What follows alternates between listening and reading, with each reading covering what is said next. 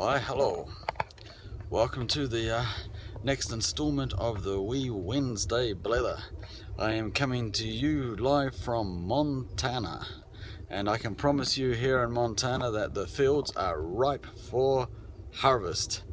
Yep, there is a spring harvest here, and it's just flowering beautiful all over the fields. Just lots and lots and lots of rusty, dead and dying pickup trucks. I've never seen so much junk in one place at one time. There's just miles of it strewn across the landscape here. Anyhow, I digress. We started our week, of course, on our wee ferry ride dressed in our penguin suit. It was kind of sad to get off there. It's all that good food and all that good entertainment and all those lovely people. We perhaps could have stayed there for another week or year or two.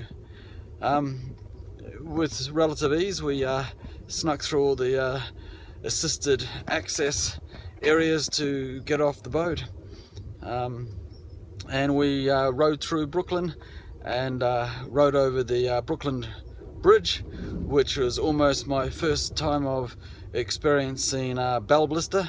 I wrung the crap out of that little dinger of mine trying to get all those loopy tourists flashing their cameras in front of me off that bridge.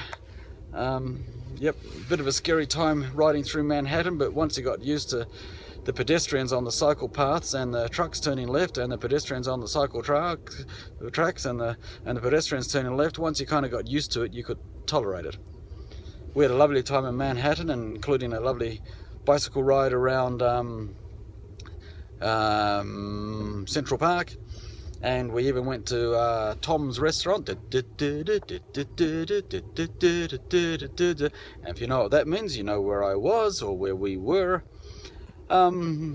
We finished our time in New York sitting on the rooftop, the 36th floor of an apartment building in Manhattan, drinking cold beer in the cooling of the evening. It was 93 degrees, so that's about 33 or so degrees in New York, so it was really stinking hot, but it was lovely, and I really like New York. Took us a wee bit of time to get on this train, or the train beforehand. Amtrak and Penn Street Station weren't the most helpful of all people, but we got ourselves a cardboard box and had to disassemble our bicycles a bit. That was a 2-hour process before we jumped on our first train from New York to Chicago.